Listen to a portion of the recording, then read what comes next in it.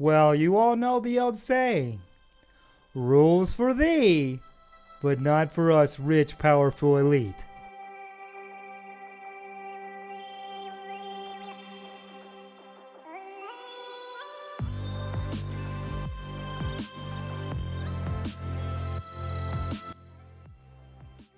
Hello guys, and welcome back to Right is Right, and today we have a video showing Nancy Pelosi doing what only rich, powerful elite people can do, and that is whatever they want.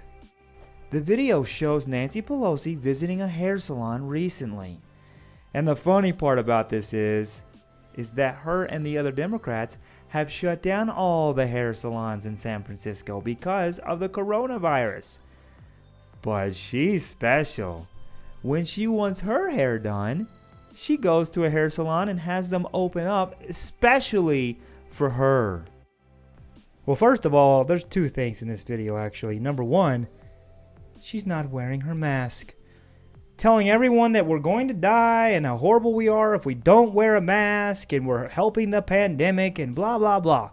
Yet in the video, you see her without a mask. Now, it's possible she could have a mask down below her chin because she has something. I can't tell what it is exactly, but she doesn't have it over her mouth or her nose, so it's not doing any good for her if she does have one.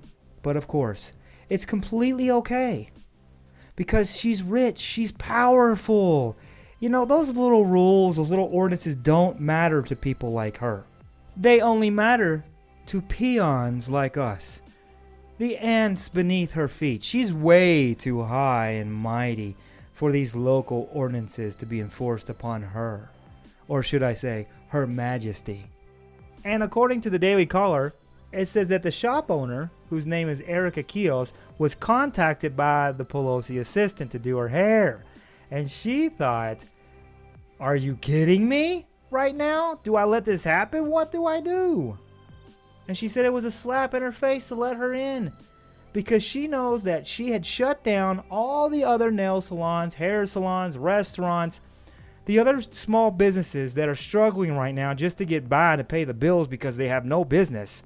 And people like Nancy Pelosi and the other politicians that have pushed for this closure are doing it with one thing in mind: make the economy struggle as much as possible before November so that, of course, the president looks bad. This is all political. So she doesn't even believe the BS that she spews. Because if she was, she would be wearing a mask. She's 80 years old. And we know that the coronavirus affects people that are older like her more than anyone. But really, what do we expect from her and her political party? They're all liars. This is nothing new. But of course, the mainstream media will run cover for her and they will just bury the story like they always do when it's not something that fits their agenda. And honestly, I have my own opinion about the deadliness of the coronavirus, but I think it's better to leave that for another video. And speaking about the liberal leftist media, over at Fox News, it shows a story, and it's about little Brian Stelter and how he criticized CNN because they made a big blunder while reporting, or I should say lying, because that's a more accurate description of what CNN does, of the riots that were happening in Kenosha. They showed reporter Omar Jimenez speaking about the riots, and at the bottom you all can see here in the picture it says, "Fiery but mostly peaceful protests after police shooting."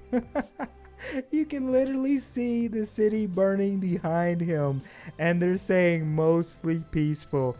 Give me a break. Anyone that knows anything about Kenosha knows there was almost nothing peaceful about any of the riots that happened.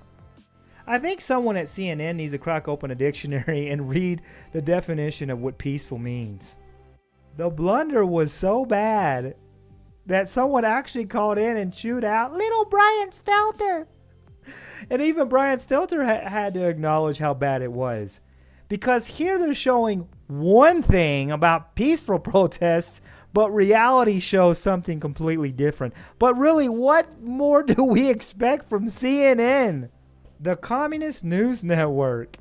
I don't know why anybody would want to watch that channel. They're nothing but lies. If it wasn't for the airports, they would probably only have like maybe 5 or 6 people watching at one time. And the caller goes on to say, and this is the best part, and I don't believe in dividing our nation. It hurts our great nation, and so CNN is really the enemy of truth.